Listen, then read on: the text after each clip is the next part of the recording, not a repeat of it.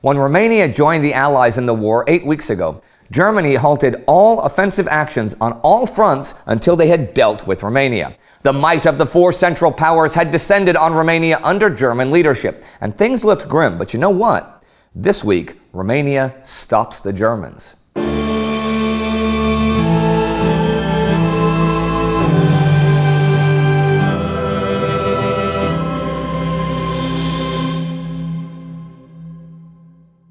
I'm Indy Nidell. Welcome to the Great War.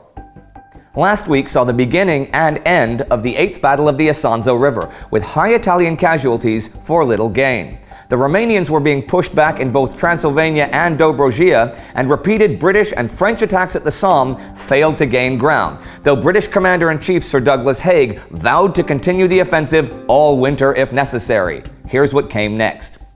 More attacks at the Somme came next, for starters. The French actually did well there this week. On the 14th, a brilliant French attack west of Belloy-en-Santerre captured the first German line, and on the 18th, they carried the whole front between La Maisonnette Château and Blache.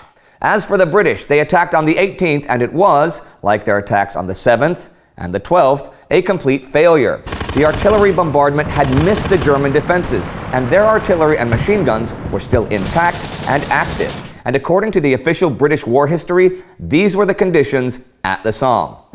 By the middle of October, conditions behind the battlefront were so bad as to make mere existence a severe trial of body and spirit. Little could be seen from the air through the rain and mist. It was often impossible to locate with accuracy the new German trenches and shell hole positions. It is no matter of surprise that the British artillery sometimes fired short or placed its barrages too far ahead. Bursts of high explosive were smothered in the ooze. Many guns were too worn for accurate fire. The ground was so deep in mud that to move an 18-pounder, 10 or 12 horses were often needed. The infantry, sometimes wet to the skin and almost exhausted by 0 hour, were often condemned to struggle painfully through the mud under heavy fire against objectives vaguely defined and difficult of recognition. It seemed that operations on at least this part of the front would have to be suspended. But Haig did not come to that conclusion. He did scale back his fantasy expectations that we talked about a couple weeks ago, but that still misses the point. Under these weather conditions, taking anything was unrealistic. You'd think General Sir Henry Rawlinson might point this out to Haig, but he did the opposite, saying that an attack scheduled for next week needed to be a success because it was undesirable for the army to remain for the winter in the low ground they now occupied. Two things.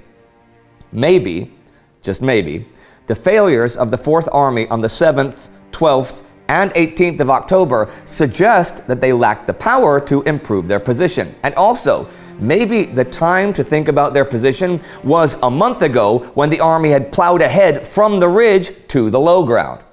Just saying. But another army was plowing ahead this week, in the Balkans. On the 18th, the Serbs took Brud, and they were generally having a good week. Under Field Marshal Misic, they broke through the Bulgarian lines a few kilometers, taking Veliselo and Baldensi. Now, at the beginning of this 2-day battle, the Bulgarians had the advantage. They held the high ground behind the Cherna River and could roll boulders down on the Serbs. But when the Serbs rushed the heights, they had big squares of white calico cloth on their backs, and their leaders had red and white flags to show the farthest position reached.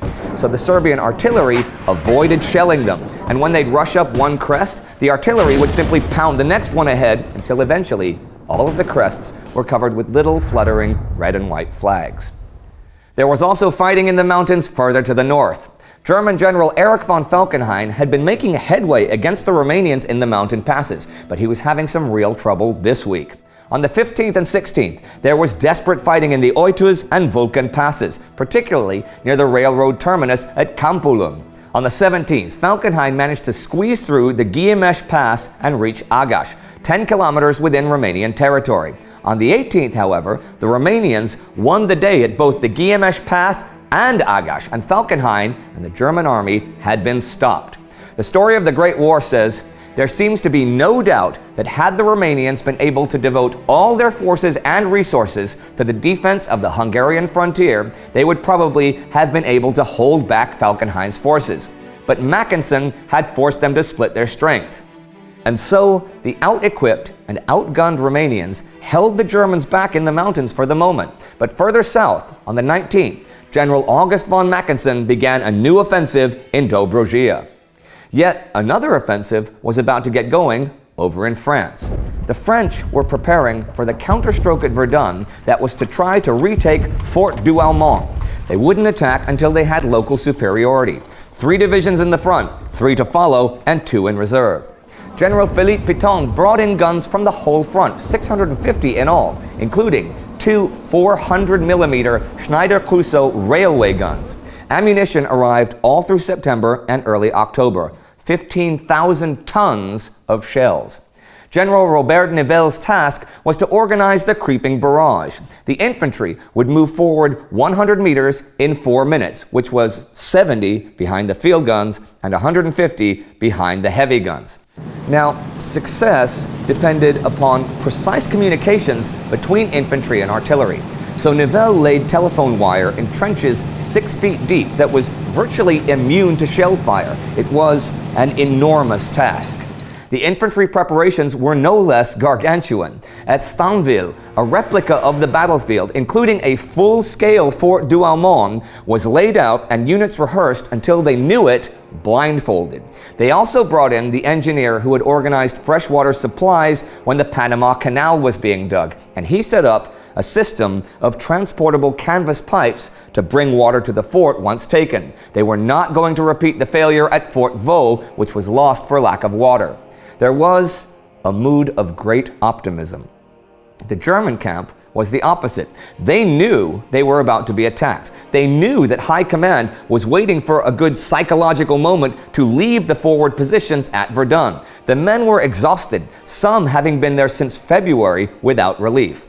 A steady bombardment for weeks had prevented the frontline troops from improving their trenches or their barbed wire. The rains, freezes, thaws, and more rains had caused some German trenches to collapse and frostbitten feet. Desertions had reached a new high. And one thing that the Germans had not realized about Fort Douaumont, the months-long pounding it had taken had eroded, inch by inch, the protective layer of dirt covering it. It had been, in some places, nearly 6 meters deep. Now it was dangerously exposed. On October 19th, the preliminary bombardment blasted off as French observation planes swarmed through the skies. And in Greece, the French and their allies were maneuvering as well.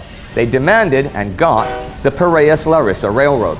It seems an Athens division had been moving along the line, with a regiment entrenching themselves before the king's palace at Tatoi. And there was a fear that King Constantine would retire with his army and dig in Thessaly until he could join the Bulgarians and Germans. The surrender of the railroad made this event impossible. It also provoked riots and demonstrations against the Allies, and the police remained passive and in some cases joined the protests. French Admiral Dufresnoy, who had already seized the Greek fleet, demanded that command of the Greek police force now be passed to him. This happened. Then the royalist press went crazy about that, but the French established censorship, and that was that. Did I mention that Greece was still neutral? That doesn't sound like how you treat neutral. Oh well, either way, that was the week. French success and British failure at the Somme as the weather deteriorates. The Serbs advancing in one set of mountains and the Germans stopped in another, and the French making plans for glory at Verdun. It's pretty impressive that the Romanians managed to stop Falkenhayn, even if it turns out to only be temporary.